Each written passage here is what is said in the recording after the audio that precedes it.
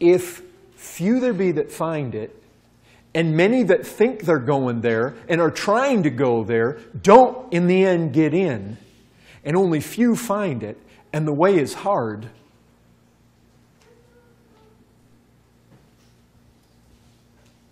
then is it not likely? Look, by default, if few there be that find it, then what? What's the opposite? Many don't find it.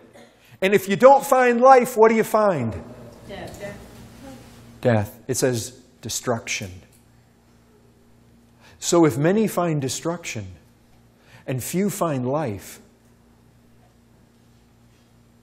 is it not likely that among this group that I talk to right now, is there not a great possibility that many of you are going to find destruction and only few of you are going to find life? Is that not consistent with what Jesus is teaching there? Is that not concerning? Does the word destruction just kind of go over your head and through your ears and off your back as just a light matter? Let me describe destruction for you. You know, Jesus gave us the most vivid descriptions. He called it outer darkness, a place of torment, a place of weeping, gnashing of teeth, a place of fiery furnace, a place where the smoke of the torment of the people that are there go up forever and forever. It speaks about the fury and the wrath of God the Almighty. Do you know why there's weeping there? Do you know why some of you will weep there? Some of you that hear my voice will indeed, I have no doubt, weep in that place. For a variety of reasons. But one of them is this. Listen, you know the devil fell. The devil was an angel. The devil and a third of the angels of heaven fell into sin. And do you realize this? When they fell, that was it. Their judgment was final. Do you realize you were not the first to sin? The devils, the demons, they sinned first. God never sent them a Savior. God never sent them a way of escape. God never sent them a remedy for their sin. God never offered them hope, never offered them heaven, never offered them good, grace, mercy. They were damned.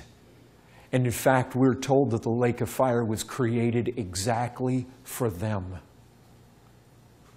Do you know one of the reasons that some of you will weep in destruction the way you will weep? Can you imagine if as a demon you find yourself in the lake of fire, the fiery furnace, where there is fire and brimstone and torment for your sin? Can you imagine if you were them and you find yourself there? There will be sorrow on their part. There will be torment, there will be pain, there will be anguish, there will be sighs and groans and wails. But can you imagine if you find yourself there? After God sent His Son into this world to save sinners? Can you imagine if you find yourself in the lake of fire when there was a way offered you out? When a Savior came into the world who specifically came to seek and save sinners, when mankind was given a remedy for his sin, and not only that, but you remember back to that time in June of 2010 when people came from this church on the east side of San Antonio, and they came and they told you about Christ, and they showed you the way out, and they told you the gospel, and they said that if you would flee to Christ, you could find salvation from your sin. Can you imagine what weeping It says weeping and gnashing of teeth. You know what gnashing of teeth is? Can you imagine? I had it. I had it. It was set right there before me. And I said, no, I want my sin. I don't want Christ. I want my sin. I'm still young. I want sex. I want the fun. I want the party. I want what this world has to offer, and I don't want Christ. I'm going to go drink deep of this world, and maybe sometime else I'll take care of that. And all the time God was saying that was the day of salvation. This day is the day of salvation, and you passed it by. And now you're damned, and you're in that lake of fire, and you had it. It was right there. It's like Christ said. He offers you drink. And He says, if you will, He says, drink the water of life. Drink freely, freely. Come take it. If you will, whosoever will, come and drink. And you will grind your teeth at the thought, what a fool I was. And you will weep, not only because you were a fool, you will weep because eternity will be placarded over everything. Your torment isn't for a moment. You know what it's like when we get sick? You know what it's like when we get injured? There's always this hope. God created our bodies to heal.